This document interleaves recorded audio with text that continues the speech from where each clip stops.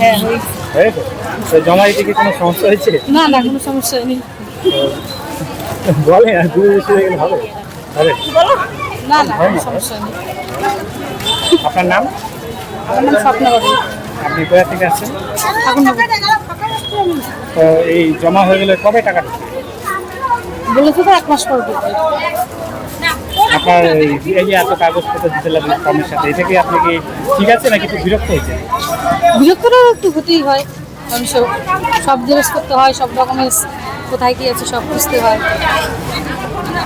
তাও কি এটা কিন্তু একটা সরকারি টাকা, তো নির্জন লোকে তো পাওয়া উচিত। হ্যাঁ, তা তো ঠিক। সরকারের সাথে একটু সহযোগিতা আমাদের করা উচিত। তো আপনি যারা এই যে ফর্ম ফিল আপ করছে তাদের কিছু বলতে চান?